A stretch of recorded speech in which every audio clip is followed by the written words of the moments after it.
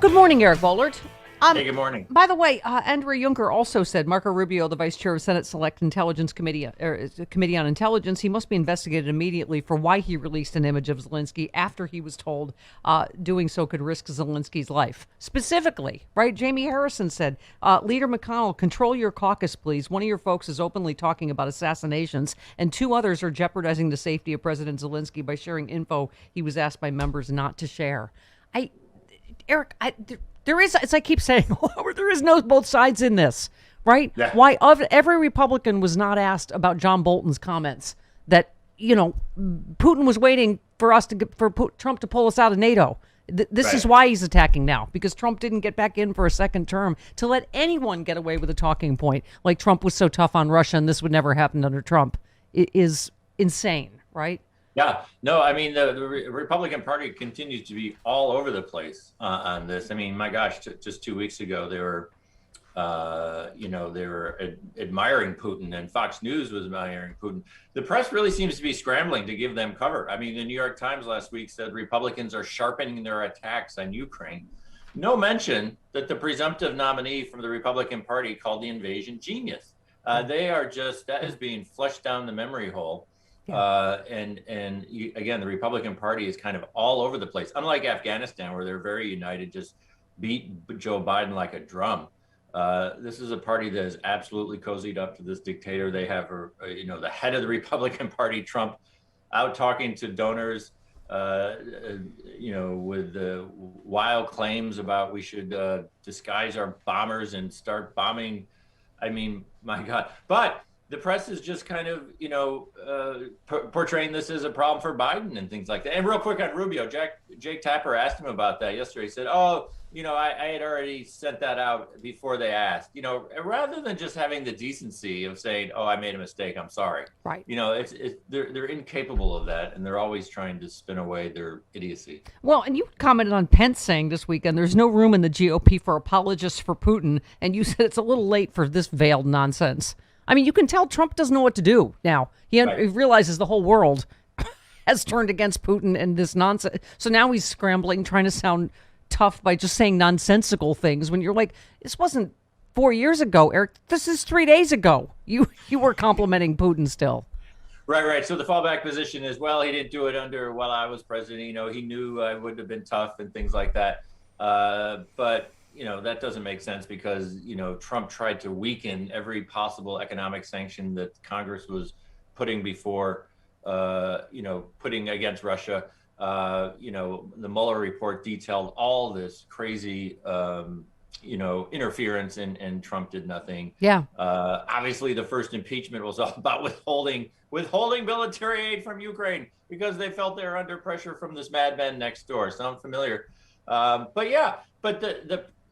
Normally, and we talked about this a week or so ago. I mean, normally this would be portrayed as a political problem for the Republican Party, specifically a midterm problem for the Republican Party. Yeah. If the presumptive nominee is out there on Putin's side, you would think we'd have an avalanche of political analysis. Oh my God, how did the Republican Party get caught on the wrong side of the history? How did they get caught on the wrong side of the polls? How are they going to scramble to save their, the House campaigns? You don't see boo. There isn't a word about this. And just real quick, it's really interesting. Fox News has just completely, utterly failed on the Russia stuff. There was a poll last week. Republican support for Putin has gone from 28% to 6% in 2 years. So even their viewers aren't buying this stuff. Yeah. And the Republican Party went out on a limb and they thought it would be fun to beat up Biden and kind of cozy up to Putin even a week or two ago. Yeah. But the Republican press the political press doesn't see this as a problem for the GOP because they're always so savvy. They'll figure it out. Yeah. And by the way, the advisor, John Bolton says he, Pompeo, and Esper were appalled at how Trump treated Ukraine, that he believes Trump was going to pull the U.S. out of NATO in his second term. And that's what Putin was waiting for before moving forward with plans to invade. I mean, to let anyone get away with this nonsense on TV that Trump was tough on Russia and, this wouldn't have happened under Trump is just, it's the height of gaslighting, right? But you're right that this is where the media's both sides do it, and we have to be even-handed. Is there's good and evil here, Eric. There's no both sides. Oh yeah, no, the press absolutely does not want to portray the Republican Party as anything better than a mainstream center-right entity. And of course they're being serious about foreign policy. Oh my God, did you see I tweeted about this yesterday. Trump's incoherent, rambling idiocy Friday night speech or Saturday night speech to Louisiana donors. The next day, Washington Post says Trump focuses on foreign policy in speech to donors. I mean, my God, are you kidding me? Focuses on foreign.